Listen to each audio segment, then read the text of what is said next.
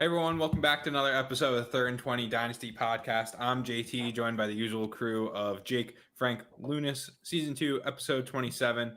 And I'm just going to kick it off, guys. Let's get right into it. The Pro Bowl happened. No one watched it. It's the same every year. It's just terrible stuff. But the most interesting part of the Pro Bowl wasn't what happened at the Pro Bowl, but what happened after the Pro Bowl. It was going on in Las Vegas, and allegedly the night before the Pro Bowl, Alvin Kamara got into a bar fight, or a club fight, whatever you want to call it. Allegedly battered someone, and following the Pro Bowl, he was actually arrested. So it's the classic off-season stuff happens, and now we have a star player who is facing battery charges. So we'll just kick it right into it. What's the panic meter on Alvin Kamara? Frank, the resident Kamara owner. Yeah, it's funny because I've been saying the past couple of weeks, like I think Alvin Kamara is a pretty good buy right now because I liked his value, but goddamn, this really sucks. I feel like I'm not super panicked as of right now. Not that I think he's going to necessarily get a slap on the wrist, but I really don't see the suspension being more than unless like something with the legal system goes crazy. But I have no idea what's going to happen there. Like if he kind of gets off scot-free in the legal department, then I think the NFL, they're going to slap at most an 8-game suspension on him. I don't think it'll be that high, but it could be.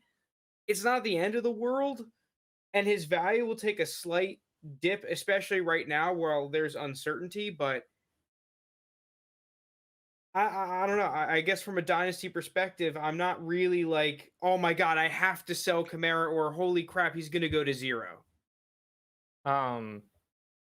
Maybe I don't know if I think JT's put me on this. I'm not really concerned at all. I'm sure in the case, I don't know everything legally. I'm not a lawyer, obviously, but I feel like it's probably just gonna work out in a plea deal. Obviously, yeah. I'm not a lawyer. Selling yourself a little short there, Lounis. in case the audience was confused. But I just feel like it'll probably be originally maybe like the NFL announces he's out for 6 games, they appeal it, gets down to like 4 or something. So it's gonna suck missing Kamara for your first 4 weeks, but if you can kind of get past that, I don't think it's a big deal. I think he'll be fine for the rest of the season. Yeah, I'm not too worried. Jake? I guess that makes me the most panicked on this one. I just think Kamara, pre any of this, was already getting into that age where running backs' value starts to get a little iffy. He's 26. If he misses half a season, let's say at worst, misses 8 games with a suspension, that's a big hit to a going to be 27-year-old running back at the time. That's prime age, and you don't know how much time he has left as that top end RB1. I don't necessarily think that you should panic and just sell him for nothing, but I do think it's a little concerning, and I don't really know even if he comes back, there's a new head coach. We'll touch on that later. Is he going to be using the same role? I would assume so, but there's a lot of questions around Alvin Kamara when you didn't really think there would be any heading into the offseason. Well, we could use that as a transition too into the coaching. But I just want to qualify. I do have concerns about Alvin Kamara. Screwing this up here. I have questions about him as a player, like going forward, and concerns. As far as those battery charge, like obviously you don't want to see your players getting into any trouble, and this is going to be an annoyance to you if you have him in Dynasty. What he did was really bad, and if you saw the pictures, it looked really bad. But we're talking about the NFL, where I think Lounis is probably right, where it's like, oh yeah, here, take 6 games. Oh, you want to appeal it? Oh, good job. Now you have 4 games. Like, it's just kind of a sham, it feels like to me. But I think he'll probably miss the first month of the season, maybe even less. I don't know. We'll see. All the details still have to come out too. I don't know what the guy could have done. So, you want to know what's going to be really important is if that video gets released or not, because apparently there's a video. If that video gets released to the public, I think all of us I think the NFL has proven they care more about public perception. No, I was going to say the NFL will spend a lot of money to make sure that doesn't go public. So if that video doesn't go public, then I think the slap on the wrist potential goes way up. But if that thing gets released, then If it Yeah, gets it's released, it's worse. Yeah, I'd lean larger suspension. All right, see. but Well, I want to respond to 2 points though. I'm sorry. I'm gonna make us. Should we just stop What? now, or because I'm about to make us spend way too much time on this topic? well, no, we're gonna keep talking about him because I'm just gonna smoothly transition us into the coaching hires because now we have Dennis Allen as the new coach of the Saints, and Jake was alluding to like, oh, there's a new coach for the Saints. Like, how's he gonna feel about Kamara? But what's interesting is he was just promoted in house. So to me, I don't think there should be a change with his usage. Is that where you're going, Frank? Is that what you're about to be talking about? No, I was gonna. I'll save those topics for next episode or something. But I do actually want to touch on this because I feel like the term in-house hire, whenever you see a team go in-house, I think a lot of people just naturally are like, oh, come on, this sucks. Like we're going in, like you always want to be in the hunt and getting that new riser, but I love Dennis Allen as at least as a coordinator. That defense for the Saints has been top notch the past 4 or 5 years, like a legitimate top 5 defense in the league. They play really well against all the top teams that they generally go against. That team, like, I think you could kind of tell coming into the season that they were going to struggle offensively, and Sean Payton doesn't want to go and be in charge of the rebuild. So let a younger Dennis Allen get in there, make the plan, keep that defense together, and just get the offense to average, and they could be a pretty damn good team. I think Dennis Allen could be a very good hire. For me with Kamara, I'm more so like I'm not really concerned though about the coaching hire. I'm more concerned about who's the quarterback for them next year. That's more what I'm focused on if I have Kamara on my team. That's the coaching stuff. I don't think is going to hurt him at all. And I'm mostly just worried about. I have no idea who the Saints starting QB is going to be. Whether it be a rookie, they bring in some veteran, whether they bring Jameis back. I have no idea. So that's what I'm more waiting for. Has anyone heard anything on Jameis? Is Jameis getting any buzz in free agency? Not really. I mean, I've heard he's just next to recovering from his nothing ACL. on Jameis. Yeah, Because I the keep hearing injuries. Jimmy G, like, oh, dude, everyone's interested in Jimmy G, but like, what about Yeah. Jameis? You don't got to trade anything for him, like. I can tell you who it's not going to be. It's not going to be Ian Book. There's just no shot they're rolling in with Ian Book. I made so much money on Ian Book in the one game he started. I parlayed the under on his yards with him to throw 2 interceptions, and it was money bags. Damn. Poor Jake Right. profiting off. Ian This Book is the there. coach I want to talk about, though. And Okay. this was my guy last year, and I think he's just a phenomenal coordinator. If that carries over to being a head coach and him leading the entire team, it's Brian Daboll for the Giants. And the thing that I found really interesting about this hire, and it might be just the Giants' philosophy from up top, is that last year the Giants were surprisingly one of the top teams in passing rate over expected. And I mean, they spent they're paying their receivers a ton of money. They spent high draft capital in Daniel Jones. They picked up a left like they've clearly been trying to improve the offense. Now they bring in Daboll, who's the guy that was with Buffalo. Hey, we're passing it the whole game. We don't run. We pass. If it's a run, it's Josh Allen. Could this be really good for some of these Giants receivers that have depreciated? Kenny Golladay, Kadarius Toney at one point was worth a consensus first. I think he's dipped back under. Some of these other guys, Daniel Jones potentially. Yeah, I mean, I think this offense needed a complete revitalization. But they went from Jason Garrett calling plays, and I forgot who even filled in after they fired him in like week 4. But this offense was very old school. Pound the rocks, line up with two wide receivers, a tight end, running back in the backfield. Very readable play calls, and I think Daboll is going to bring in an aspect of the modern NFL offense. He's going to get people in motion. He's going to put the ball in our playmakers' hands in more beneficial spots, and get Kadarius Toney, Kenny Golladay, more opportunities to succeed. We went, the Giants went out and paid $72 million or something for Kenny Golladay, and he had 0 touchdowns this year. There's no way Brian Daboll is going to let that happen. I think Daniel Jones will look better this year. They've promised him another season. I don't think he's the long-term option there still, but I do think he will be better this season than last season. And we'll see what happens. There's rumors of Mitch Trubisky coming to the Giants because, Daboll got to watch him in Buffalo all season behind Josh Allen. So I think that's an interesting move as well. I'm really interested to see how the Giants play this offseason and see what they do. They are in a little bit of a cap situation, so I don't know who they're going to cut. There's going to be a few. I think the big one's probably going to be James Bradbury's probably going to get cut, and try to trade Saquon is another one that's going to save them, I think, close to $7-8 million if they do trade him. So overall, I think this offense will take a big step forward because they were one of the most putrid offenses all of last season, and it was painful to watch. Yeah, for me, the two that I can definitely say I'd have their stock going up. Galladay, just because he's locked in on that huge contract, he's going to be there for a couple more years. And Tony, who they just spent their first round pick on, if he can stay healthy, I think that's the only thing with him because he's shown his talent. What have they gone up to? You think Galladay and Tony? Because Galladay I saw was worth right around Terrace Marshall. Yeah, he was in the late 60s, early 70s. So I don't think that's accurate. I think that most of the Galladay rosters wouldn't want to do that move. But realistically, you have him. What would it take for me to get him? What if I offered 210? Are you saying no? Is it that much of a bump with the Daboll hire? You're closer to 210. It probably would have to be not like a late second, but like the later half of mid, like maybe like a 207 would get it done. Okay.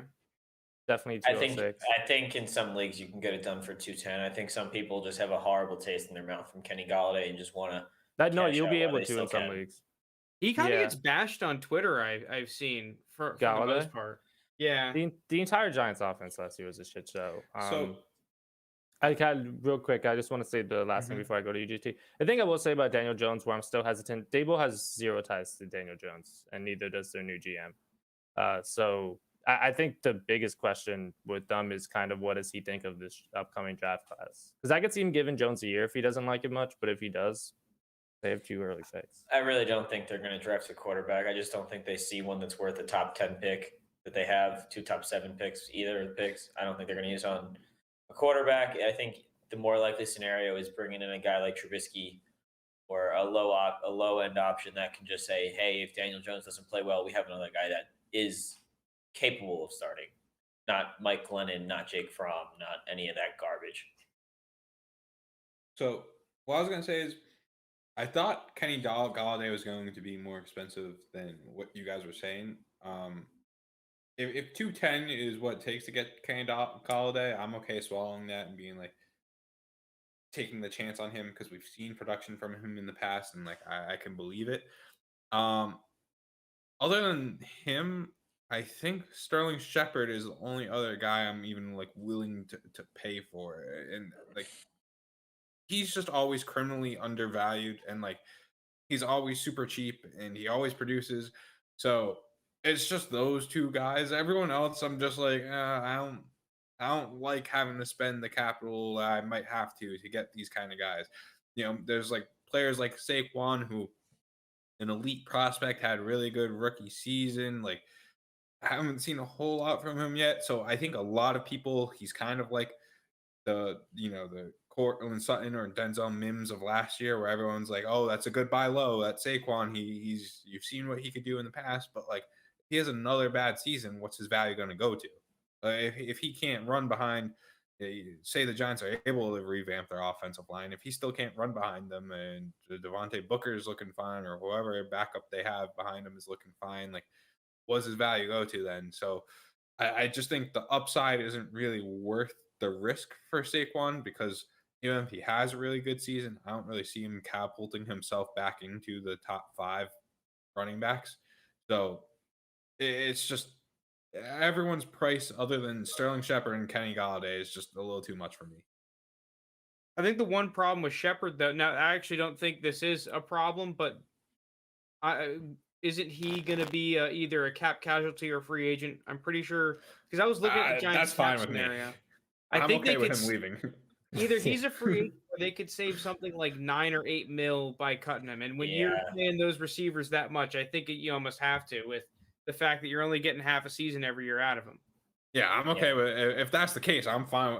I'd almost be more excited for that. Yeah, exactly. Because then you have the chance of him going to like a legit team. He's so cheap. He's the same price as Chris Evans, Marcus Mariota, Devontae Parker, Kellen Mond. Wow. Sorry, Frank, but it's so cheap to get Sterling Shepard. Yeah, he is a good buy right now. All right, any of these other coaches interesting to you guys? I mean, we touched on Hackett. Lovie Smith with Houston. Any change in Houston there? Kind of wacky. It just doesn't make sense. Like that's why you're punting the. Did you see the quote? Did you see the quote from him today? He's like, "I had no idea when I became a finalist." I don't blame him. Why would you ever think you? He interviewed. He didn't know he was like one of like the final 3 or anything. Was he like an exceptional head coach? Like he was in with college? the Bears. He was with the Bears. They made the playoffs a couple times. No, I remember. He's a good coach, but I just thought that they were gonna go with like the young innovation route, like because wasn't their current head coach kind of like a guy, like older guy? I mean, he had success given the tools. Like that team was in a decent spot. You're thinking the only reason that they're cutting him is because they want to go with the young head coach, like the freaking McDaniel hire or something. Or maybe they're just going to punt again. What if they're like, fuck it, we missed out on all the guys. Lovie, you're in. We're punting again. We're going for the next one next year. That's what's got to be. What I was saying, I remember the Lovie Smith of like when he took the Bears to the Super Bowl. Right? I remember that Lovie Smith, but like, was he good in college? Like I thought he didn't. Like, he wasn't very good Illinois head coach. So I know. I'm pretty sure he started off really well, but then towards the end it got bad. But I'm not. I mean, Illinois just doesn't get the recruits of other schools in the Big Ten, so it's a tough schedule for him. To be fair, Kingsbury had like a losing record at Texas Tech. All right, I don't think Kingsbury is that great of a coach either. But wait, let's stick on NFL coaches though, because this is actually one of my favorite hires. Sorry, Frank. I just found this real quick. Lovie Smith's record at Illinois was 17-39 in 5 seasons, and 10-33 in Big Ten. Like, what are we doing? What are we doing? Yeah, dude, that's a punt. That's a punt. I still feel like the enemy should have been. I don't know. I don't know if Raiders, the enemy Josh will want McDaniels. So I want to talk about Josh McDaniels because he has been one of my favorite coaches in the runnings for head coaching spots. Obviously, he screwed over Indy, to stay with. But, I mean, New Frank England. Reich was a good coach. It worked out for them, but yeah. But dude, this is a Raiders team that just made the playoffs, so they're clearly a playoff caliber roster. A take that Lounis clowned me for earlier in the season, by the way. They have a quarterback. They're in the runnings for all the free agents. I mean, as long as they can keep people from getting arrested in Vegas, like this could be a pretty damn good team. Well, go ahead, JT. It's clear that this is McDaniel's last chance in the league. He had a bad stint with Denver. He burnt the bridge with Indy. I think if it goes poorly with Las Vegas, he's just going to be stuck as OC for the rest of his life wherever he is. I mean, I'm with the Patriots for a long time. I like McDaniels, but you're going to like what I consider the toughest division. And I mean, you could argue it's the just NFC wait till they West, get Rodgers. Yeah, potentially. The NFC beast. Yeah, he's going to the toughest division. Derek Carr's fine. He's adequate. I think he'll be able to, improve Derek Carr's value somewhat. I don't know how I feel about any other player on this team, though. Like Josh Jacobs, I don't feel more confident about. Brian Edwards, he's going to revamp his career potentially. That's the only other one I'd look at. But yeah, I think it's a risky pick for both sides. It's a risky pick for McDaniels to pick that team to go to as your probably last straw, and it's a risky pick for Las Vegas to pick him because you have a team that can compete. But I don't know if McDaniels is the one that's getting you all the way. That's the first thing I thought. Because every single summer, a few teams are interested in McDaniels, and he's had some pretty good openings offered to him. I was surprised that the Raiders was the one he finally decided on after a couple years of teams trying to get him. And so the next thing that I thought after that was, I feel like every year there's rumors like, ooh, Derek Carr might be on the move, whatever. I feel like him choosing to go there means he really is high on Derek Carr. Rather than like going to like a rebuilding team or maybe he gets a young QB or something like Jacksonville. I don't know. I think it's good for Derek Carr. He's going to be there for a while. It's just I'm kind of with JT in terms of like fantasy wise. Like Darren Waller's still going to be Darren Waller when healthy. I don't expect like a big difference. Jacobs is just a health thing. I don't know. How do you guys feel, Jake and Frank? Honestly, I think this is, from a dynasty perspective, whatever. Yeah. Status quo.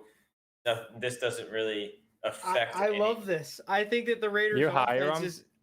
I like this hire. I like the think- fit. I like everything. You know I think who's for one Derek person Carr, maybe it's I'm very high on? You know, one person I may be higher on is Renfro. That- Third Fits the Renfro. mold. Yeah, but I don't know. That I New like England Renfro. offense I think he's relied so much on adequately slot valued. receivers. Yeah, but dude, I just think that like this is just Foster going to Moreau. be a good match. I think that Josh McDaniels is a very quarterback-friendly coach, and he's a guy that's willing to adapt his team to whatever the team's talent is. So I just think that the Raiders just needed the captain of the ship. Now, to be completely honest, though, I really feel bad for Bisaccia because I thought that he was pretty Yeah, good. I did a liked good him a job. lot.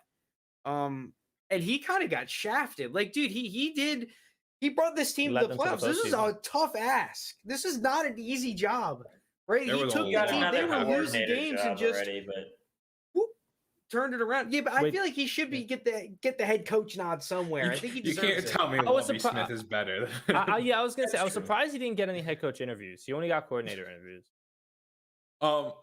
My last thought is like I just from the perspective of the Raiders as a whole and their offense, like it feels like it's going to be similar to the Patriots. Like I think Foster Moreau and Darren Waller could be the Hunter Henry and Jonnu Smith. Hopefully, it works out for Foster Moreau a little better than it did for Jonnu Smith. I think Hunter Renfro can fill that like Julian Edelman type role of the past. I think Josh Jacobs will be fine in what he does, but I'm not valuing him any higher. And I think this Are will you ultimately valuing the? I was gonna say, are you valuing the Raiders RB2, whoever it is, a little bit more? no. It depends who it is. I don't know. Well, I'm going to assume it's going to be a shakeup, and that team's like, I only ask that because New in- England will usually use multiple backs. yeah, if they get, he might be relevant. Who knows? But I think the only one that this truly Don't they still really have does Kenyon help. Drake?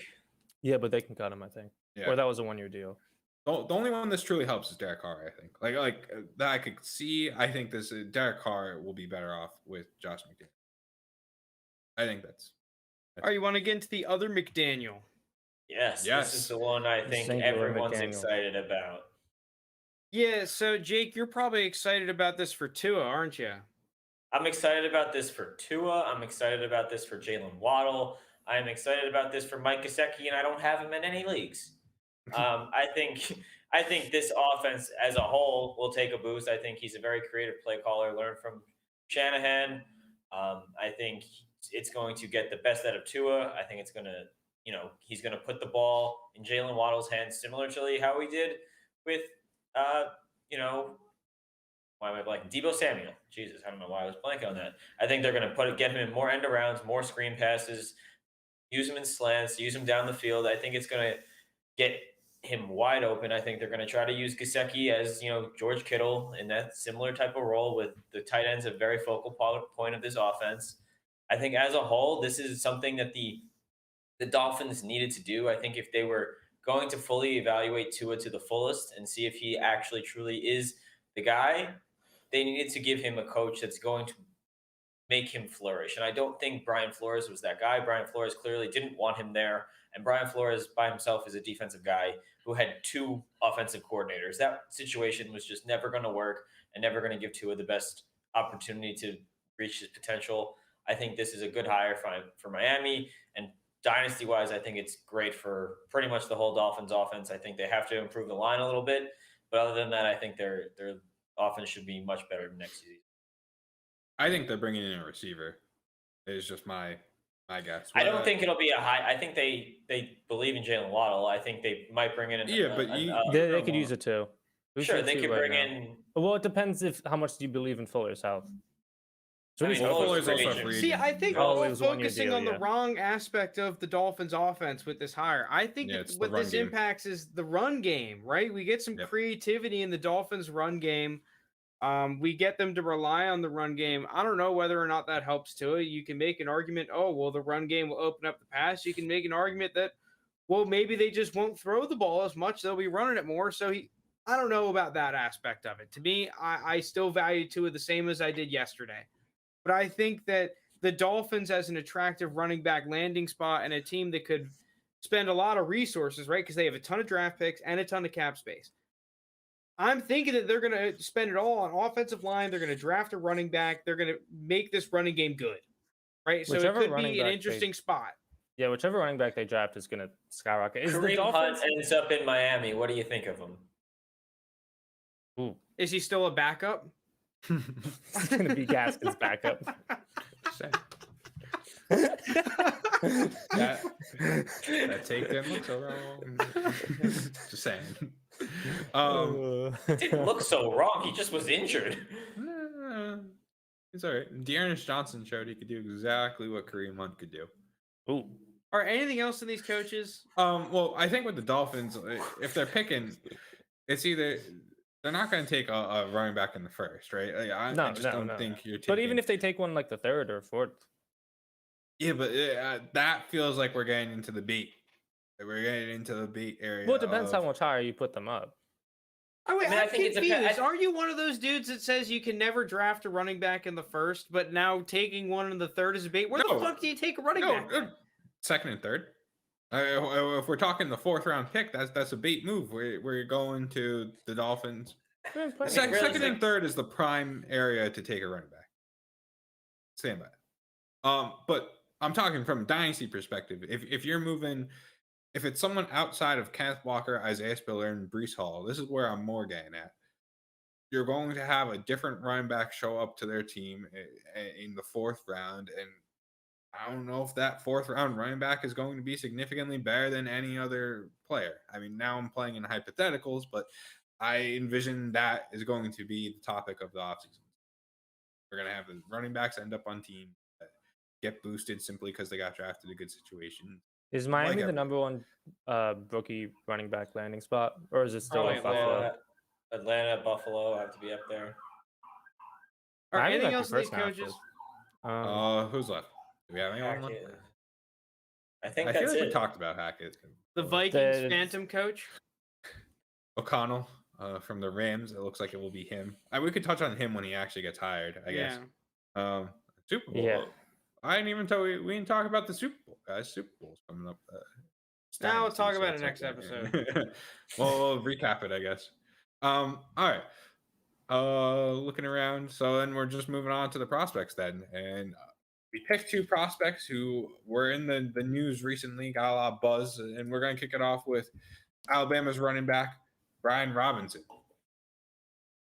So it's funny because we were just talking about the potential running backs that the Dolphins could draft, and you were saying that if it's not Hall, Spiller, or Walker, that you're out. Well, I have a new number 3 back, and his name is Brian Robinson. I was about Alabama. to use that example with Miami. I wish I said it because I was going to say Brian Robinson. Number 3 back. Yeah, so the thing is, there are clear concerns with Brian Robinson as a prospect. He's not the most slam dunk running back that we've ever seen. I still have, let me see, I think it's early 3rd round draft capital, NFL draft capital grade on him, early 2nd round grade in a dynasty draft. But I think he's right on the edge of that late first type of prospect. It could very well happen in this draft class.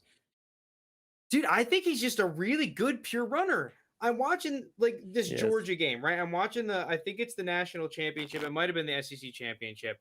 And dude, he's having some really nice runs and he's breaking tackles and he's his vision is not always amazing, but generally speaking, pretty damn good.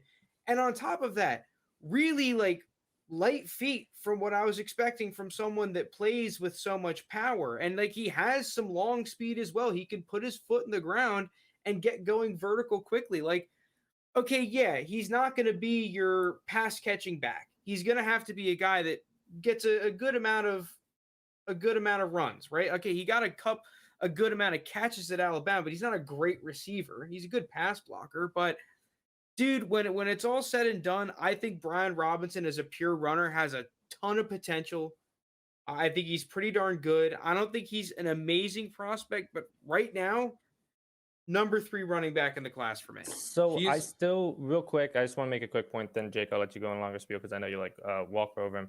So right now he's my RB4, but Frank, there's actually a thing with him. I think you undersold you when you said good pass blocker. I think you can make a case for him being the best pass blocking running back in this draft class, for me at least. He lit people up in SEC all the time that were being sent on blitz, and that's like a big deal for like these young running backs getting on the field quick. Like, how many times do we see a young running back? It takes some time for them to get playing time because of that lack of pass blocking. So I think that's a big boost for him. And I'll let you go ahead, Jake. I just wanted to add to that point. I gotta make it clear that I don't dislike Brian Robinson. I think he's a good prospect. I think he will have a role in a backfield next season in the NFL. I just don't think it's one to himself, and I don't think he's the majority in it. I think he's definitely a guy that's gonna come in on passing downs to just block, like, because he's that good of a pass blocker. I think he's a guy that's going to come in and get, maybe 6-7 carries a game to start. Obviously, if he earns more carries, he earns more carries. But I have a lower grade on him than you, Frank. I don't think he is. I think he's more of a 4th round pick, late 3rd, early 4th in the NFL draft. Probably, a mid to late 2nd round pick in dynasty drafts. And I do like him, and I think he has potential because he's very NFL ready as a prospect. I don't necessarily think he has that high a ceiling, and for that reason, I have him lower than other guys. I just rather, especially in the 2nd round, I'm going to want to take a more of a boom or bust prospect there. I like the guys like Kyron Williams. I'm much better. Even I can't think of his name, but there's another running back that in this draft I just think has a higher upside in the 2nd round, and I do think it's how I like to draft. I just think Brian Robinson's almost too safe and almost not enough upside there to just make him worth that pick to me. I think it's the opposite with Brian Robinson in terms of I think he's a risky pick. Yeah. In that he could be like Trey Sermon this year, very easily. There's a lot that coincides with the two in terms of, it took a while for him to be productive. It took Trey Sermon transferring to really get things going. Brian Robinson is, it took, I think this is his 4th or 5th year. I think this is his 5th year at Alabama. 5th year, yeah. Yeah. So I do I think we've all said it feels bad. I do like Brian Robinson. I have him as my running back 4, and I have him solidly as my running back 4, pretty close to Kenneth Walker, but I'm kind of low on Kenneth Walker in terms of consensus. To me, it's just these feel like the Kenneth Walker and Brian Robinson feel like the 2 running backs that are going to get overdrafted when the NFL draft comes, where they do so the likes of a Brian Robinson ends up on Miami. Now he's getting pushed into the late 1st because we saw that with Trey Sermon. We saw that with people in the past, Keyshawn Vaughn, for example. I think Brian Robinson's fine. He's big. Frank said, you kind of know what he can be, what mold he can be. He can be a very pure runner, but it's just there's too many questions. And I just got burnt by the 49ers taking Trey Sermon and me really liking Trey Sermon and Trey Sermon not being that great. That if the Dolphins, like we were just talking about, ended up taking Brian Robinson with Mike McDaniel as their now head coach, it feels like what's the saying? Insanity is doing the same thing over and over again, expecting a different result. That's how I'd feel if I went and then just drafted Brian Robinson early 2nd league. Yeah, but what if that's his Elijah Mitchell? I guess. I mean, I could be wrong, but that's what it feels like it's going to happen. I agree with you on that, JT, in that if you start taking Brian Robinson over a guy like David Bell, assuming David Bell gets the draft capital he's currently projected to get, you start taking him in the 1st round, right? I agree. You're reaching on a prospect that has way too much risk baked in. But like you said, and contrary to Jake, I think that his upside is really high. I think that he does have RB1 upside. There are a couple things that I huge. want to see and a couple more boxes that I want him to check. I want him to test relatively athletic. I think he looks fast on tape to me. He looked faster than expected and quicker than expected. I kind of want to see the testing numbers back that up to some degree. But dude, I think he's just a really good prospect. I think that he checks more boxes than people get him credit for. But at the end of the day, you're right. I only have him as an early second guy. I'm not going to take him at a 110. No shot. Yeah, no, for me, he's in that early mid second range, like 201 to 206. I'm not taking him in the first. There are too many receivers around that area that have way higher upside. I mean, it's all going to depend where he goes in the actual NFL draft. He could go in like the 5th round to I doubt he goes to the Broncos. Well, it's all about landing spot, right? Because if he goes in the 5th round to the Dolphins, okay, yeah, everyone's going to be gung-ho on him, and he's probably going to be drafted in the early second like Michael Carter was. If the Patriots didn't just draft from Andre Stevenson, I'd say he seems like such a Patriots running back. He does strike me. You say it like the Patriots just don't draft running back after running back. Like, I didn't mean that like an they did. Oh, if they did it again, that'd be crazy. Yeah. I mean, they drafted Damian Harris. Harris, Sony Michel, and Damian Harris in back-to-back years. I wouldn't be surprised if they did that this year. Patriots could do whatever. All right, are we ready to move on? Oh, no. I guess one of the other concerns with him, and it's funny because this wasn't really a concern of mine with Najee Harris, but it is one from the games that I watched of Brian Robinson, is that Alabama offensive line, especially you look at the Cincinnati game, they just dominated, man. There are runs where you're just going 9 yards down the field, not touched. So there's a little bit of that there, but I don't know. I think that Brian Robinson is a good player. Everyone's going to point to Keyshawn Vaughn. Everyone's going to point to Trey Sermon as to why not to pick these guys. I don't necessarily disagree, but if you want to take a guy that has RB1, probably low-end RB1 potential with a 2nd-round pick, be my guest. I think it's a fine pick. And at the end of the day, I think that there are a lot of people drafting a guy like Isaiah Spiller, because I have Isaiah Spiller as another early, mid-early, 3rd-round pick, NFL draft capital kind of a guy. Like, I find it a little bit contradictory that people say, oh, well, I'm not going to take Brian Robinson as an early second right now, but then they're going to come out and take Isaiah Spiller with the 3rd pick in the draft. Yeah. That's right.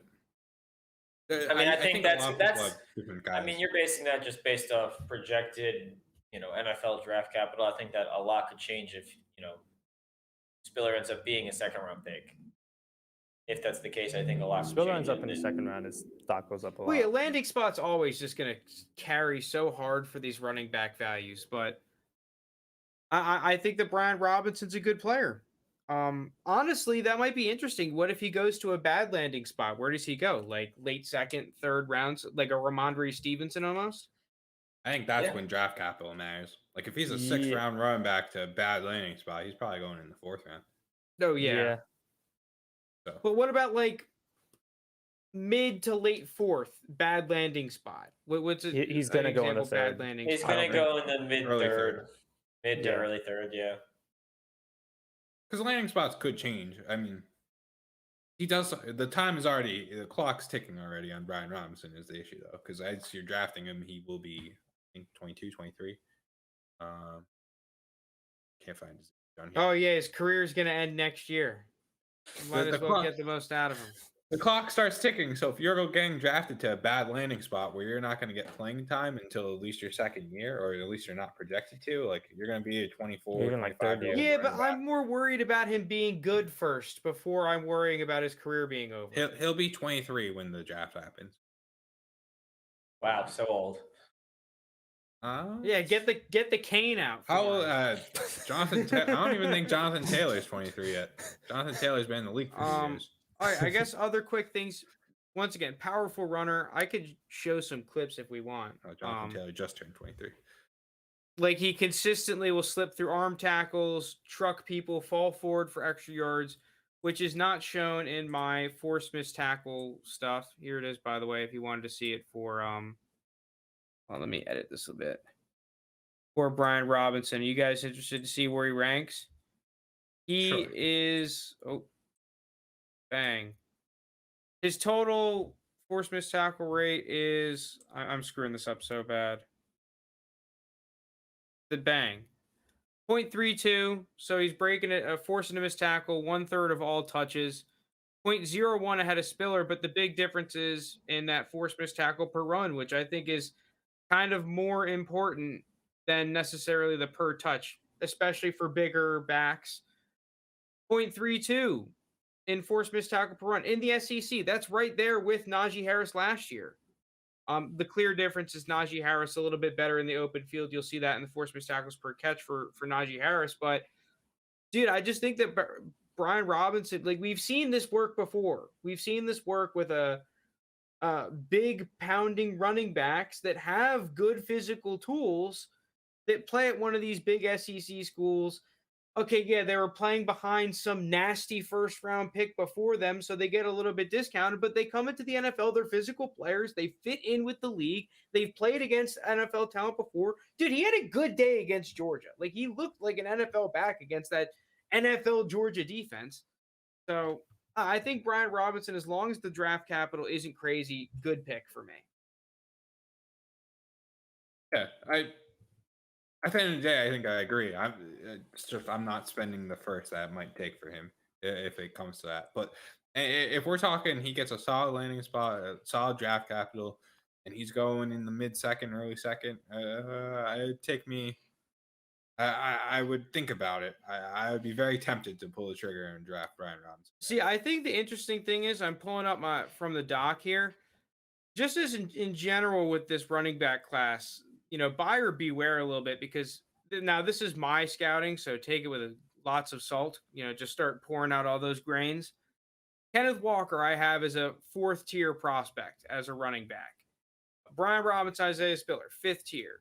Breece Hall, 2nd tier. Like, I'm saying I like these guys a little bit here and there, but we all have to remember that this is not really the cream of the crop in terms of running back classes. You're kind of scrapping a little bit not necessarily at the bottom of the barrel, but you're looking at your ice cream tub and you're starting to think about making a run to the grocery store pretty soon. It's like it ain't great. All right. At least there's a lot of guys I haven't watched, like Algier from BYU. I know he's been getting a lot of hype. He could be interesting. I like Brian Robinson a little bit. So there's like tons of other players, but not great guys. What was the guy on the thing I sent to you? Oh yeah, it was the guy you just mentioned, the best running back prospect of all time, according to his data Tyler Algier. Yeah. I'm excited to watch him. We can get into him next episode. Book it. Algier next episode. Sure. Okay. He gets minus points because I don't know how I didn't attempt saying his name. I'll call him Algie. We're bad. I'm sorry. All right. Moving on though. Malik Willis. He's the other one getting tons of buzz. Tons on Twitter. Like, he was the Senior Bowl happened. We'll talk about that in a little bit. He was the guy of the Senior Bowl. He was like the only one getting. There's one other guy that we might look into as a prospect later on, but Malik Willis was like the guy that was getting all of the buzz from the Senior Bowl. I think prior to this, Lounis was probably the highest on Malik Willis. I had my whole saga of I was in on him at first, and I watched the Ole Miss game, it's Ole Miss, and I was like, I don't really love what I'm seeing. Now we have the Senior Bowl, and everyone's like, this guy, he's got a cannon. Like, train's getting crowded. Yeah, he's very good with the ball. He's very good with his decision making.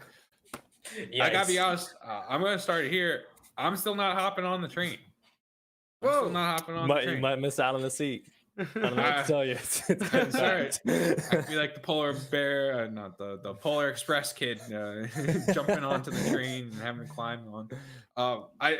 To me, it's just like, this is a quarterback class that has just been destroyed from the very beginning of the year, where it's like, this quarterback class stinks. And so far, I kind of agree with that in terms of what we've seen from all of these players hasn't been great. Like, you have a 5th-year Kenny Pickett who was able to ball out. Most of the big name quarterbacks that were like having good seasons were underclassmen. It's just like, Malik Willis was okay. Like, he was pretty good at Liberty, but again, I just don't see him getting that top draft capital that teams are saying in a league that is so quarterback dependent. If Malik Willis is not a top 10 pick or not even top 15, like, I'm just out on Malik Willis because so many teams need a quarterback. And if Malik Willis is this guy that we all think he might be, he should be drafted there. But if he's not drafted there, then either all the NFL teams are really stupid, which is possible, Lamar Jackson or went- Malik Lamar Willis. Jackson went 32. Yeah, I think though Lamar Jackson has broken the mold in terms of that, where now we have Trey Lance going 3. Whereas I don't think Trey Lance, if Lamar Jackson hadn't worked out, I don't think there's any shot Trey Lance goes at 3. Well, I think the other problem with Lamar Jackson, because I don't actually think that Lamar Jackson and Malik Willis are the best comps, because I think the problem with Lamar Jackson wasn't that he was necessarily bad at throwing or a bad quarterback. There was just serious question marks of like, there are throws that he just can't make, right?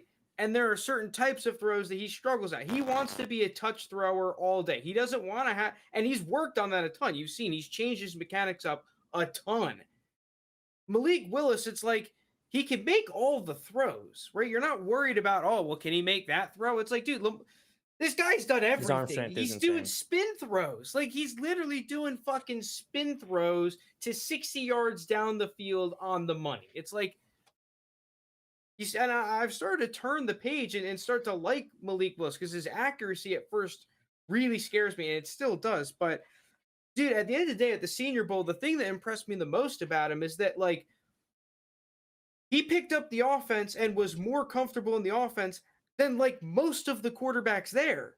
And these are some, not that they're amazing, but guys like Sam Howell and Kenny Pickett and Bailey Zapp and whatnot. Like, these are guys that put up some really good numbers and have been highly touted quarterbacks. The fact that he looked just as not, if not more comfortable in the offense as those guys was like the big red flag for me with Malik Willis. Can he at least play some semblance on schedule, right? Can he really become comfortable when the game speeds up? Like, he looked fine to me. So I think that was a major hurdle that he jumped for me and a lot of other people from the Senior Bowl.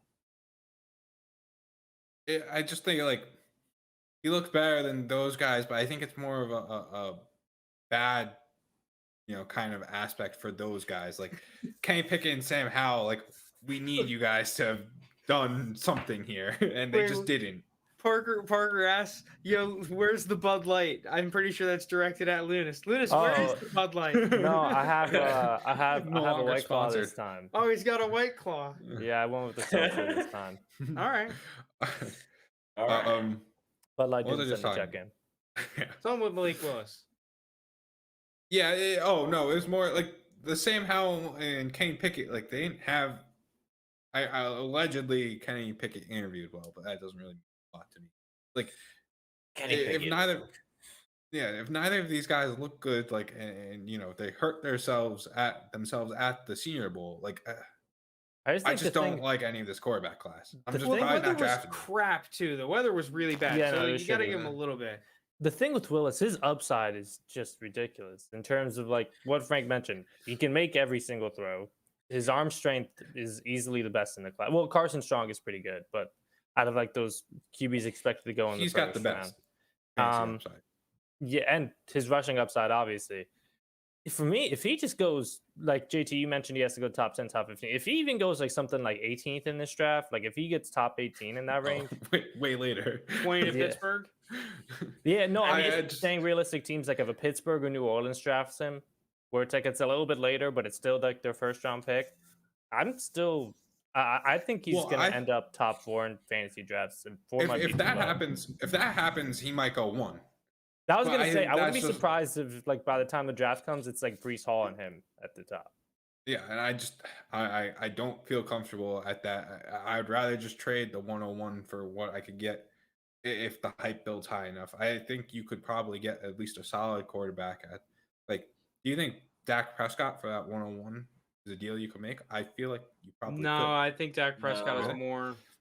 Yeah. I'll keep Maybe if the thing is, if Malik Willis gets really hyped up, like if Pittsburgh trades up to like 5 or something, let's say with that Giants pick, and they just throw the house for him, like, okay, then he's going to start getting some serious hype, and maybe you can do that. Oh, I don't if he, think if he'll he be goes able top to, but 10, I'm assuming he ends up going like somewhere between like 12. are you 15 taking him maybe. top 5 in a super flex rookie draft tomorrow? Yes or no? Easily. Yeah, he's in my top If 5. the draft, so if the Superflex draft happened before the NFL draft, Yeah, I'm probably not. You think the I'll take him Birds top take 5. him? No, I don't think so. not the Eagles. No. Jalen Hurts. Allegedly, the 101 is only a Donovan Peoples-Jones away from Dak Prescott. Oh, I don't buy that. I would do that. You say it now, but come draft time, all the hype that's building towards the. You're right. You're It also right. depends Come on how draft high time, on- all these picks gain value. We've seen it before. We'll see it again. Also, it's not Brees like Hall. Dak But had, I like, a think for the crazy picks good that year this gain year. value, I feel like it's the seconds and the thirds that really gain value. Not like No, I everyone don't knows know. 101 is What's- good. People Joe will Herbert only Except in at give this, this up, point, except like, in this class, there's no true 1-of-1. I mean, I guess you could argue it's Brees Hall. You could argue it's one of like 3 different wide receivers. You could argue that the 101 should be whatever quarterback goes the first quarterback off the board. So like, there's so many guys in this class that could be the 101 that it does gain value come draft time, and you see. Okay, now the Steelers did trade up to 5, and they really do believe in Malik Willis. Then he's probably the 101. Like that's yeah, but just is how that he's not going to already go. priced in? It's not like you have 101 I don't right think now it and you're is. like, Because oh, right now well, shit, everyone's this pick- assuming it's going to be somebody else. Right now, every single person is probably assuming it's going to be someone between, Treylon Burks, Garrett Wilson, Brees Hall, and that in a super flex league, you're not going to give up a quarterback to take a running back at 101. It's just not going to happen. And not to mention, people were willing to move like mountains, come draft time for Kyle Pitts and Jamar Chase and Yeah. those quarterbacks. Like you It also saw, we depends, couldn't give up like- top tier players for mid first round. Like we couldn't give up DeAndre Hopkins or Derrick Henry for. Like you think we slap people in the face when we were off in Derrick Henry for like 106. Yeah, but I think that's a different issue. I think that's more of an issue of the fact that people don't like buying old players, especially in the offseason. Not that picks gain value. Like, yes, picks do gain value, but I don't think that the top tier first round picks are gaining that much value. Everyone likes them now. Everyone's going to like them because half the people he asked to trade for him are saying, no, I'm waiting to the NFL draft. I do want to say one thing with the 1-on-1 question. Even if it's not Malik Willis, where I think if Malik Willis goes top 10, it becomes way more interesting because that's like a whole separate situation. But I'm just going to talk about Brees Hall, because for me he's the 101. If you're not going to count Willis consideration. Najee Harris right now is ahead of Dak Prescott on Keep Check Cut overall rankings. Okay, well, I still wouldn't I think- trade Dak Prescott straight for Najee Harris if I had Dak. So I don't know what the point is. Well, no, I'm just talking about consensus rankings. Where Consensus would. I agree with you, Jake, but consensus would. So. I'm saying and then my next thing is like a lot of people believe, including I'm still back and forth, that Brees Hall could be a better NFL running back than Najee Harris. So what if he ends up kind of in that tier in between Najee and like a Taylor, like where he's not quite Taylor, but he's a little bit better than Najee? Oh, so between 1 and 3. So you're saying he's number There's 2? a lot of aggression here. I feel like I'm making a decent point with like the consideration for 101 for Dak. Like if you really believe in Brees Hall, those like young second, third year running backs that like break out right away. But dude, just look up startup drafts. Dak's going consistent first round, early second.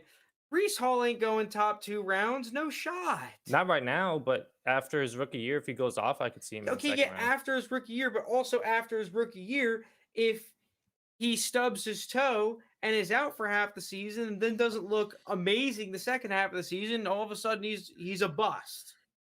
My guy misses a half a season for a stub toe. I think I do need to trade him. It's just That'd be pretty concerning. Last takes with Malik Willis though. I guess the big concern I have is still, can he play on schedule? Right? Stop trying to do everything. Joe Herbert said in the chat earlier, Willis always plays in hero mode. That needs to change in the NFL. Like, yeah, that does. He needs to be able to tie some of these routes to his footwork and whatnot. I know Lamar Jackson's not the greatest example to, like we said, but we saw Lamar do it in college where he was just everything for that Louisville team. And like I said, it's not the perfect example, but I do think it just shows that quarterbacks can develop and quarterbacks can, with the help of an NFL roster, NFL coaching staff, they can play on schedule and make the plays. Yeah, but to me, Lamar did play on schedule. To me, Lamar would really make things happen when one of two things happened, like free rusher kind of stuff, right? Or when the play started to break down. Instead of going to read number 3, he sees, okay, well, there's some grass over here. I'm just gonna go fucking run. Yeah, but the thing with Malik Willis, I'll give him. It's not like he's doing this and playing at like a Texas A&M or like a Bama or something. He's playing at Liberty. We're like he's probably counted on to make most of these plays. Yeah, but also I'm going to argue that Liberty offense kind of sucked. Like I'm sorry, I just didn't love the design of a lot of their plays. It didn't make sense not half the time. I'm not going to do them that dirty. But that seems more like an OC issue. You compare their offense to like a legit top tier. Like any of these BAM offenses, it's like, dude, these BAM offenses are fucking awesome to watch, right? Like they're innovative, they're doing great stuff, they have the talent. Like, dude, Liberty, some of these concepts to me just don't make sense that they run. And like Malik Willis has to play hero ball. It's like, okay, we got 2 guys running the same spot. We have one, little Timmy out there at Western Michigan State is covering them because the play design sucks. And Malik Willis is looking there like, well, fuck, like, what do I do? It's time to start doing spin passes. Here we go. JT, I'm surprised you haven't brought up that he had to transfer from Auburn and couldn't beat out Bo Nix. Well, that's part of it. And it's just like, all right, well, I know you guys have said that, like, we can't really compare him to Lamar, but we're talking about, like, an all-time, like, Heisman player who played in the FBS, like, against good teams, and now we're talking about Malik Willis, who played at Liberty. Like, there is a difference. There's a big difference in the level of competition you're playing, and we saw how tough, like, that first half against Ole Miss was it was terrible football. And I get the offensive line did him no favors, and he was under pressure, like, the whole game, but it's just like, yeah, this is what happens when you're facing real defenses. Yeah, but I'm pretty sure both sacked 9 times 2 weeks ago. I'm pretty sure 2 of his interceptions, if I remember, were because of his receivers. He cut him a little bit of slack. Entirely possible, but like, I think we're cutting the guy a little too much slack if we're starting to put him in the top 10 NFL draft conversation. He could be good, but I just the accuracy is still really concerning too.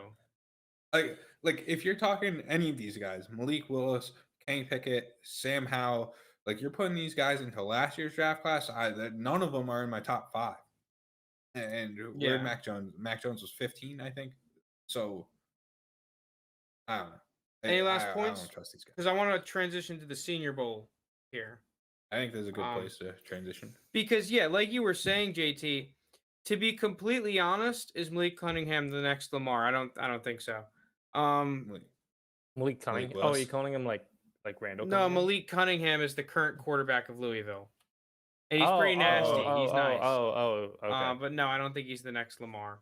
Like JT was saying with this quarterback class, the only thing the Senior Bowl did for me really with the quarterbacks is remind me of how risky this fucking class is. Yeah. I don't think it's bad. I don't think that these guys don't have talent. It's just every single one of them have some clear reasons as to why they are super risky. And it's like some of them sound weird, like Kenny Pickett with the small hands. But like you look at the fumble numbers and they back it up. And then you look at the Senior Bowl performance, and it's like no one really shined, There wasn't anyone that's making me push all the chips into the center being like, this is my guy. I completely agree. In fact, I'm more worried about all of them now. I guess maybe not Malik Willis. Do you guys think well, first off, I know before it was kind of like Corral then Pickett.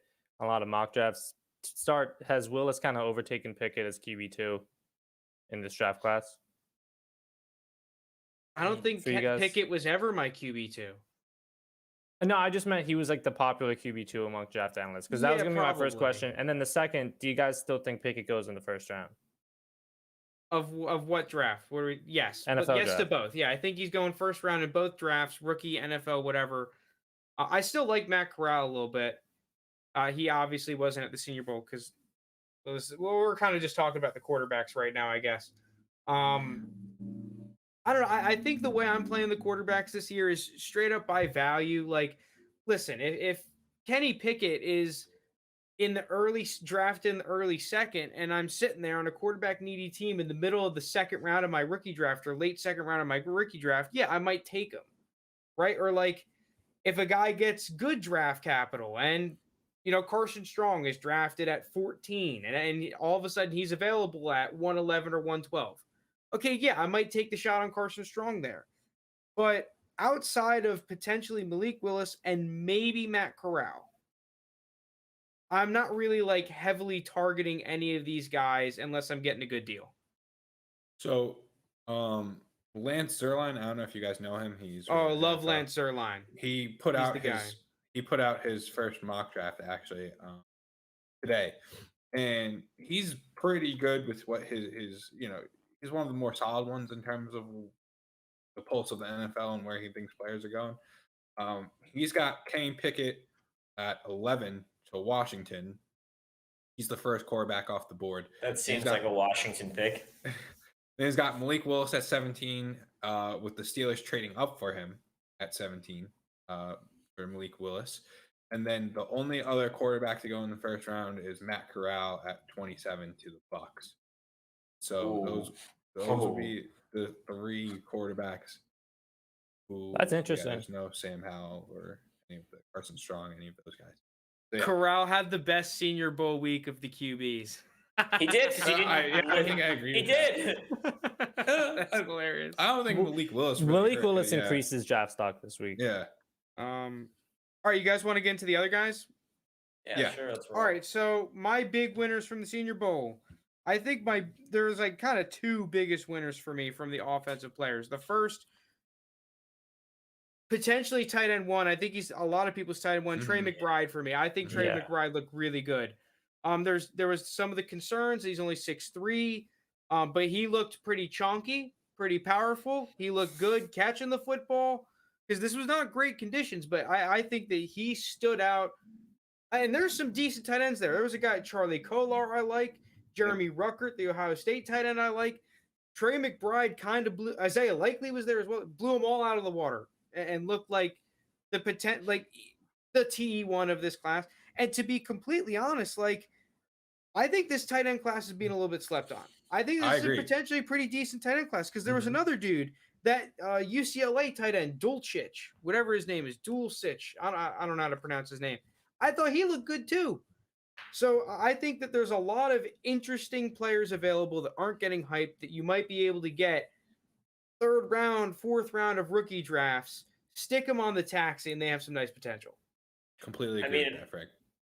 Just to go off the tight ends, I think we talked about it sometime in the middle of the season or the beginning before the season started, where if you just invest a third round rookie draft pick into a tight end every single season, just pound them out, bunch of tight ends.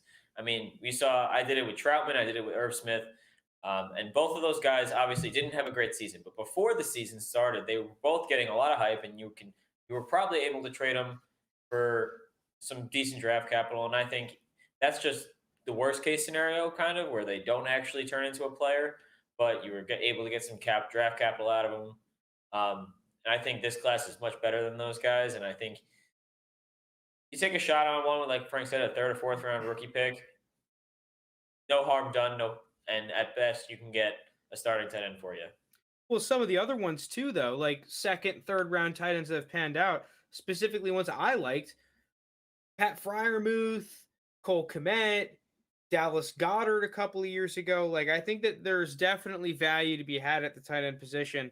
But let's get into my other big winner from the Senior Bowl from the offensive side of the football, and that's Christian Watson out of North Dakota State. He got a ton of hype. He got a ton of hype before the Senior Bowl even freaking started because he weighed in 210 pounds, height 6'4", so he was already turning heads. Then he gets on the field and he's burning people deep, making some nice catches. Like, Christian Watson might have been, like, of all the offensive players, potentially the biggest winner in terms of someone improving his draft stock.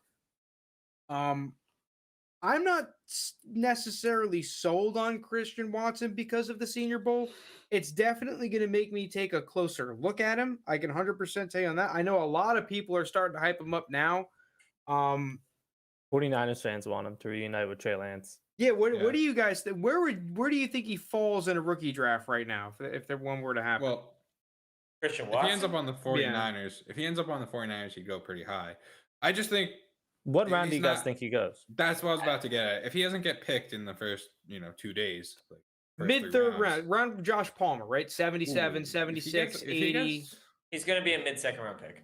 or like You a think so? Gallup. oh, you're talking Wait. rookie draft. You're talking rookie draft. Yeah, You're talking yeah. dynasty. If he gets Yes. picked in the 3rd round. If he gets picked in the That- 3rd round, he'll be a that makes mid to sense. late second round pick.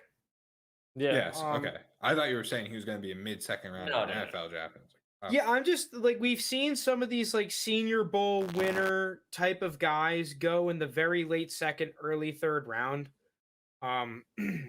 Bro, obviously, other than like the dudes that have had real hype coming in, because you have guys that are first round prospects that go in the first round for the Senior Bowl, but dudes that's like, okay, potential day 3 kind of players to really come up and show their worth.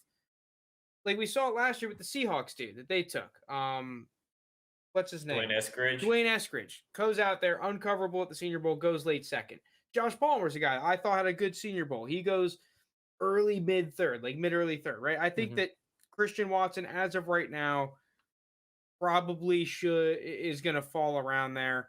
I'm just really questioning where he's going to go because I could see him if he goes early third round in the NFL draft.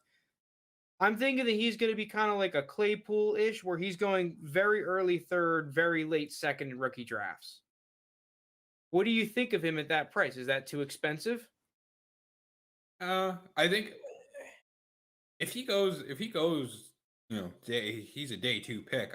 I think that's a fair price for him. I think that's Amon-Ra was a Fourth debate round pick, all day. Yeah, we could debate all day about what Amon-Ra's value will be a year from now, but Amon-Ra was that kind of pick, and I just think Amon-Ra and Christian Watson could be similar valued players at the end of their rookie years. If we see, I'm trying to make this concise. So Christian Watson gets picked in the first 3 rounds. He goes to a solid team. He's able to get a 20% target share. I think him going at the end of the late second is a bargain. But what I think is way more realistic is I don't think Christian Watson's getting picked until the 4th, 5th, maybe even 6th round. And at that point, I'm just not touching him until the 4th round of a rookie draft. I think that's the way more likely scenario. Parker asked, is McBride at 204 a reach? I think right now that's a little bit of a reach in tight end premium. It really does depend on where he goes in the draft. I do say that's a bit of a reach because we saw Komet go like pick 35 to the Bears a couple years ago. I was picking him up consistently at the end of the 3rd. We saw Muth go middle of the 2nd round to Pittsburgh. He was like a mid to late 2nd round pick. Like 204 is almost assuming, based off of those past guys, either a ridiculously good situation or he gets Even then, late first He round goes draft way earlier than expected. He would have to be a first round pick to get that draft capital, in my opinion. Yeah, so I mean, you could still get it. I would just trade a couple spots back. Or for like 204. very, very, maybe like first pick in the 2nd round kind of stuff. But I'm just not sure that McBride goes there. I think that McBride, mid second, somewhere around there. Maybe a tight end needy team wants this guy. He'd trade up for him in the middle of the 2nd, and then you could pick him up in the middle of the 2nd or late 2nd in your rookie draft. Yeah, that's where I have him around. Probably like middle of the 2nd, right around where Muth was going. I'd assume is. I where probably see him McBride going is around like gonna go. 207, 208. Yeah, I was going to say around there. But I feel like Muth had a little bit more hype at this point in time than McBride did. He definitely did. He did. He was like a consensus, like 2nd tight end. Right? Yeah, like I remember with Muth, a lot of people were saying like he'd be tight end I one in guess a lot of Brevin Jordan classes was. had it Yeah. not been for how I mean, insane there were Pitts people was. saying he could go at the end of the 1st round. Yeah, I saw him go in the 1st round of some mocks to like Jacksonville at the first pick of the 2nd round that they had. All right, real quick, let's get into I had like 3 mini winners / guys that I liked / guys that didn't suck. Khalil Shakir from Boise State. I've liked the little tape that I've seen of him. I thought he looked That's a good fine at the one. Senior Bowl. Didn't really move necessarily on my board, but I thought he looked fine. Jalen Tolbert out of South Alabama, similar scenario there. And then Calvin Austin out of Memphis. A lot of people had him as a winner. I didn't have him as much of a winner as others, but yes, I think that he's definitely deserved a little bit more of my attention now based off his performance at the Senior Bowl. But in general, other than those guys, I don't really think there was great winners. The running backs, I don't really love the Senior Bowl for running backs to begin with, but it's not like anyone particularly was amazing. I think I'm going to rely more on tape for these guys. I guess Rachaad White looked all right as a receiver, but other than that, nothing really of note there. Losers, I guess, would be the fact that, kind of like we said, the quarterbacks, no one really standing out, taking out the opportunity, and kind of like just the random players, right? A lot of people liked Pierce out of Florida. I mean, he looked all right. I don't think it was anything special. There wasn't really anyone outside of like Christian Watson, it felt like, to kind of come out there, grab the Senior Bowl, and really get some hype, at least out of like the fantasy relevant players. There were other guys to do that, just not in the fantasy realm. Yeah, I Yeah. remember that with Pierce. Pierce is starting to get some hype online. Pierce is always all right. I was never like, I mean, like, if someone from Florida is good, I'm going to give them unreasonable bias. That's true. So, Yeah. At least you Sure. admit it. At least you admit it. So, listen, Pitts, he turned out okay. Oh, Kyle really? Trask. Really? It's Never saw that one TBD. coming. TBD on Kyle Trask. But yeah, Pierce, he was always like a pretty solid running back, but I couldn't see him being like, I think he'll like get drafted, and I think he'll probably be like a backup running back somewhere, but I don't ever see him being like a legit starting running back in the NFL.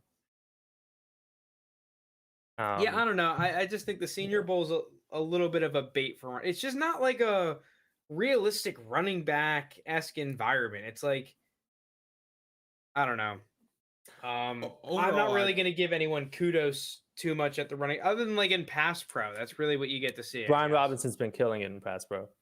Yeah, but you saw that. I mean, dude, I'm pulling. I mean, up some yeah, you can clips see now, that I have Bama, to. yeah. Yeah, dude, like I love how he attacks people, dude. He's blocking your ass, dude. Like it's almost like he's blitzing you when you're taking him on, you know? Dude, he's so big too. He's like what, 6'1", 6'2", 230. And then he's just going full force on linebackers, blitzing See, full. It's insane. That was something though. That was a point. Like everyone came in like way smaller, other than like Brian Robinson. Yeah, Everyone but came that's in what way always smaller. happens. We talked about that. Yeah, but last they're week. like That always super happens. small. No, Parker. I'm Most telling of you the guys- top receivers are juniors. They're not. Yeah, they're not Yeah. seniors. A lot of Yeah. those top guys aren't in the Senior Bowl. The only one that's a senior, I think, is Olave, and he didn't go. He doesn't need to. Yeah. Well, Pickens, right? Justin Pickens Ross. Jr. Pickens. Yeah, Is I'm it? pretty sure Pickens is a junior. Yeah. Oh. Well, Justin Ross is a senior, but Yeah. I don't think he went either. What was I about to say? Oh, this is just there's certain players I like, but like, as a whole, like, I'm just not nearly as excited for this draft class as I've been any previous draft class.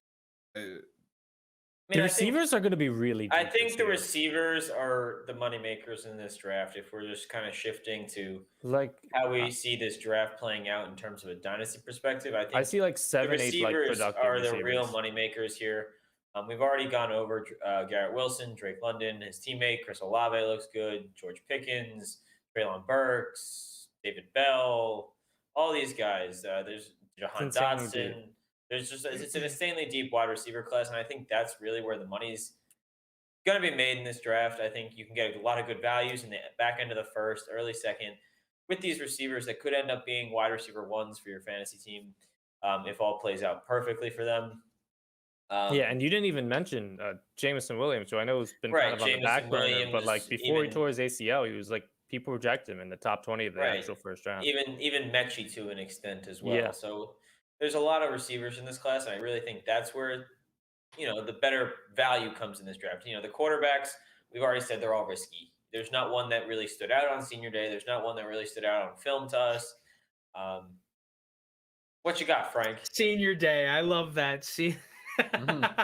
Oh, he said senior day. I missed it. Sorry, that just cracked me up. No, I don't think that this draft class is bad. We're gonna do a segment. We could do it now if you want. Trading 22 for 23 picks or 24 picks. I've seen that getting a lot of traction on Twitter. But regardless, I don't think this is a bad class. There's good players at every position. There's just a lot of risk baked in. There's a lot of bait, it feels like, right? There's not, outside of some of these top receivers and Breece Hall, to me, there's not really a slam dunk. There's not like a lot of guys that you're just going to go out there, you're going to hang your hat on and say, I need to come out of at least 3 of my leagues with these guys, right? There's not a lot of those guys this class. There are in the first round. There is every year. It's just, it feels like what JT was saying. You get a guy that gets drafted late second, early third at the running back position. Everyone makes a whole bunch of fit about landing spot, but when in reality, it's not as good of a prospect as they're being drafted. I think at the price point of what these players are currently at, like where they're valued, there's only like 2 or 3 that I probably feel comfortable drafting at where they're valued. Who's that? I would say Garrett Wilson, Drake London, and Breece Hall are the only like 3 that I feel like, all right, like I'm giving up this pick, but it feels like the right pick to give up. Not even for David Bell. I thought you liked David Bell at his price. David Bell back into the first round. It depends where David Bell goes in the NFL. Like if right now we're going before the NFL draft, I'll take David Bell at this point. But I'm saying I'd rather just trade these picks for current players. Like I think you could get a good deal on. I mean, I guess my question to you guys is similar, like Frank said. I don't know if we really want to do this segment in full, but if you could, you're on the clock at 107, and you're sitting there. Garrett Wilson's off the board. Drake London's off the board. Breece Hall's off the board. QB1, whoever it may be, is off the board. You're looking at the likes of Kenneth Walker and one of the probably Treylon Burks is off the board. So you're probably looking at wide receiver 4 or QB2 or Kenneth Walker or whoever you have as that running back 3 realistically. So if you were sitting there, do you try to trade back? Do you try to trade back into the later half of this year's first round, or do you try to even just jump in a full year back or even 2 years back into 2024? I mean, in the specific situation you listed, I'm just taking Jameson Williams because I do think that's 107. If he goes, he's projected. I don't agree with it necessarily, but he's projected to be like a top 20. He was in all these mock drafts. He was a top 20 pick before he tore his ACL. Yeah. All right. I'm also I recognize that I'm higher on him than consensus. So that's actually an interesting move. If you were to try, because I've been before, not as much now because the mocks are starting to go in an unfavorable direction for Mr. Frankster over here. But I was hoping and praying to every god that existed that Drake London would be there consistently at like 107 or 108. So that I don't think that's going to happen anymore. With I pick at 111 every year in every league. I'm always just losing championships, I'm man. Frank. I just lose championships. Yeah, that's what I do. If you want to lose championships, just listen to what I have to say because I'm really fucking good at it. I was interested for a good bit at doing that. I still think there are a lot of people that are interested in doing that. And I think you could get a pretty decent premium going from 107 to 111. I still might do it for the option at one of my receivers that I like. Because why not? I guess what do you need to shift back? What gets that deal done to go from 107 to 111 or 112? I think you could definitely pick up a second this year. I'm thinking like. I wouldn't take a late in my league right now, right? I have 212 and 111. Something along. I think I may even have to give up. I think that's relatively fair. I don't know. 107 or 111 and 212 for 107.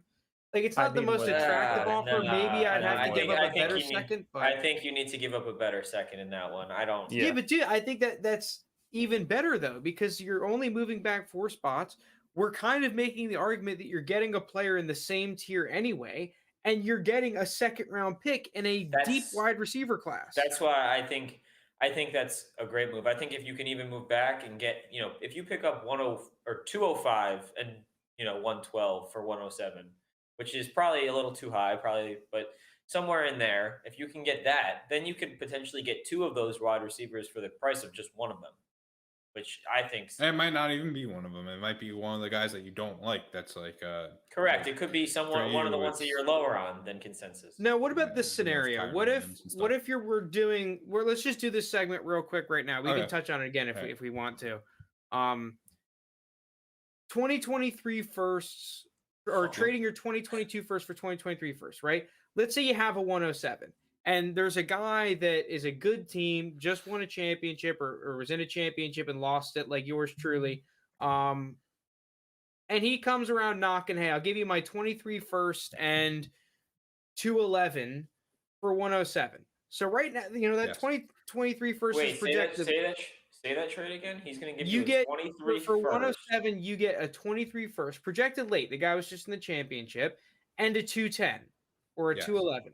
Are you taking Deal. that because you just Smash. believe way Yes. more in the 23 class? Yeah. I Smash mean, deal. like, you could just go ahead and look at Keep Trade Cuts Devi rankings right now. Bijan Robinson, number 1, 2023 prospect. Bryce Young, number 2, 2023 prospect. Then you got Traylon Burks, Breece Hall, Jackson Smith and Jig was at 5, 2023 prospect. Keyshawn Booty, 2023 prospect at number 6. Then you got Wilson and Spiller, but then you got Jahmyr Gibbs, another 2023 prospect. The 2023 draft class is just absolutely loaded, and I think if you can move back even to a later one, I think it's better than who you're going to get at a higher spot in this year's class. So would you ever think about doing like a 108 or a 109 for a 2023 first straight up? I mean, I would definitely consider it. I think we've seen it in many leagues. You never know what's going to happen, and that pick might be projected late, and the guy could lose in the first round of the playoffs, and all of a sudden you're looking at basically a 108 for a 108 in the next year's draft, which is, I think every single one of us would do that. I think 109, I at the definitely math- am. 108, I'd have to see the board. I think if we're looking at the math of it, if you trade that 108, the prospect, assuming that you did all your research and you're not drafting a very shaky prospect, you're drafting who's supposed to be drafted there. Yeah. I think you have like a 75 to 80% chance of that prospect gaining value. But you have So what you're 100% saying, just chance of take that 2023 first gaining value. So what are you saying? Just like take the prospect at 108 this year, and then you could that's potentially the trade one it, option. and you That's the could one potentially option. trade it for more than a first in next year's draft. I mean, listen, we got That's 2 the of these one damn option. firsts in our orphan league, so we have to have this discussion anyway. Like, should we just Yeah. start trying to stonk into 2023? If I we mean, can, do we have our own pick in 2023? We don't, do we? No, but we got the We have other the other trash one. team. Yeah. Oh my God. Yeah, but I was gonna gonna say if we could tank, then we could have potentially 2 Yeah, so top-end for those who picks. don't know, we took over an orphan team at the beginning of last year, and there are 2 teams, our team that we took over, and another dude's team that are just awful. It's like the guaranteed top 2 picks. I think between the both of us, we have 2 starting quarterbacks in Zach Wilson and Jimmy G. Right? Who will be starting next year? I don't think he has anyone else. Like, so in a super flex league, we have 2 starting quarterbacks, and one of them Between has 2 Jimmy G. He has- teams. yeah, he has Jimmy G. So yeah, I don't even know who our running backs are. I think we were starting like Brandon Bolden. I don't remember. We were starting Kyle Jesus Juszczyk Christ. for a little bit. Yeah, hey, he's fullback 1 right there. Fullback 1. Yeah. Jesus Christ. So, if I could, normally I like the idea of just take the good prospect, the one that you're pretty confident will gain value, and then you could just trade him for more. But That's a in risky year game where- you're playing, JT. It's a risky normally- game. I'd say it's like you more likely than not they're going to gain value. But in the terms of this class, which I don't love, it's proven. It's proven. If you take those players in that mid to late round, you're taking. I mean, that is those a good decent point. prospects. Like with most of the time, like obviously you fall victim to someone like ETN, but I mean, if you look at someone like Jake took Waddle at the end of the first, or even Yeah. like a Devontae Smith is pulling you more than a first round pick. You're gaining Devontae Smith's probably around the same, but people have studied the ADP and everything. Like you gain value. I'm just throwing out the number there. I don't know if it's accurate in saying 75%, but this is such a class that I just don't love, and I really love the 2023 class that like I 100% know those 2023 picks are going to gain value. So I might as well just do it now and just trade for that 2023 pick, which wouldn't normally be my argument, but in this year I think it's got to be. Dude, I've already stacked up my 2023 picks. Yeah, Joe said I'd rather have a 2022 first than a 2023 pick. Bold take. Joe is out here. Joe doesn't care what we have. You know say. what? Honestly, I respect it. He might honestly, just be concise. He might be short. He might be going along with what we're talking about here. I don't think.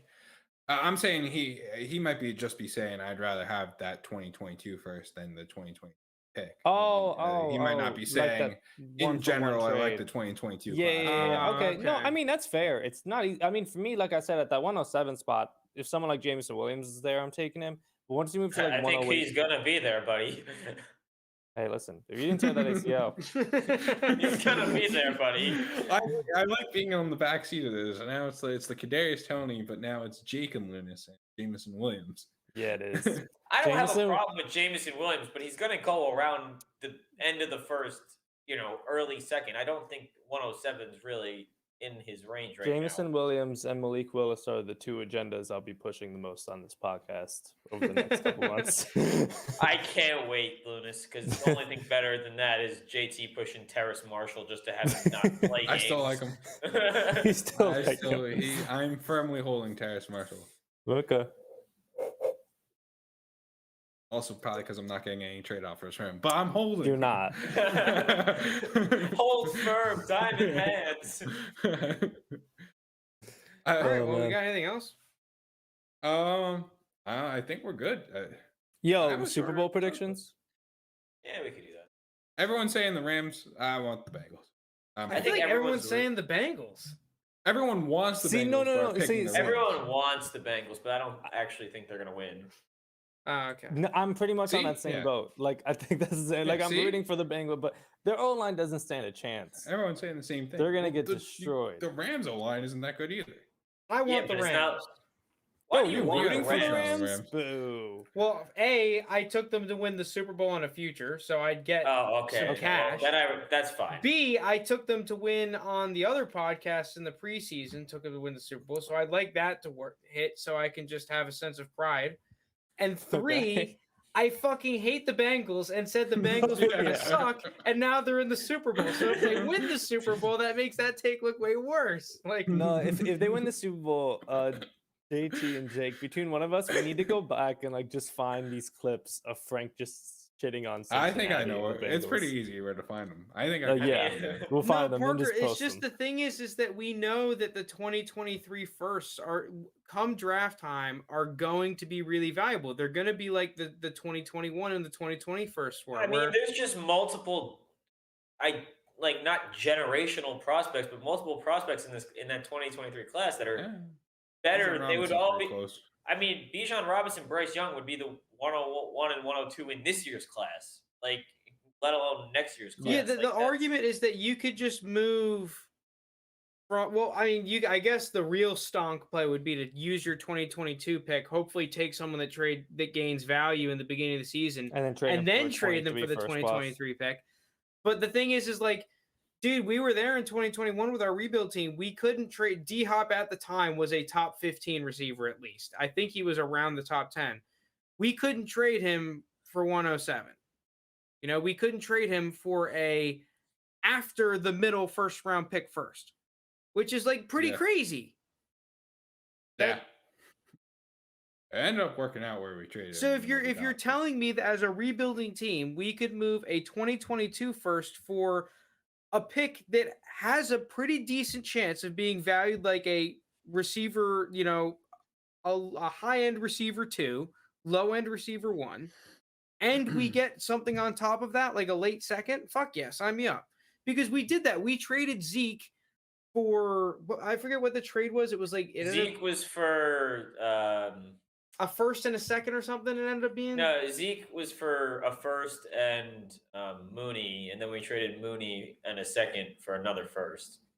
Yes. Yeah, and the first that we were projected to get, the guy had the best team. In all the little preseason team analyzers, he was going to win the championship. That pick ended up being 107. Mm-hmm.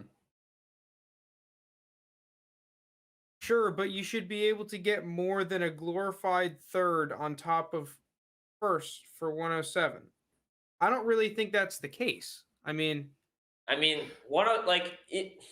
obviously it depends on what 2023 pick you're getting, but there's no guarantee. Like Frank was just saying, the best team could finish losing the first round of the playoffs. There's no guarantee there, and then you get 107 for 107, and that's just worth it. And let alone whatever else you get on top of it to move back a year. I mean, yeah, I guess that's the interesting part is what do you get on top? Like, does anyone want to move to 107 for a 2023 first and a late second? Right now, Keep Trade Cut saying 2023 late first is like equal to 2022 pick 107. Exactly, and that's I think pretty fair considering. Yeah, I think that's there's a whole lot more high upside players in 2023. But I do think that you could do that in some leagues. If you had 107, I do think that there are people in some leagues that are saying, dude, that's all bait. I don't give a fuck. I want to pick now. And I get 107. Like, if there's a Lounis in your league that wants a Jameson Williams. Take him. Fucking take him. I don't want him. Or me who wants Drake London and he's somehow there, like. I do want Drake. But so Drake London feels like one of those guys that I would take at 107 because I think he will increase his value. I don't think he's going to be there anymore. He's not going to be there, but yeah. All right. Good place to end the episode. Yep. Yeah. All right. So season 2 episode, I don't know, 26, 27. 27. 27. Yeah. 27. Yep. Thank you everyone for listening. Make sure to like, watch, comment. We appreciate all those things. Subscribe. Thank you everyone. Thanks, guys.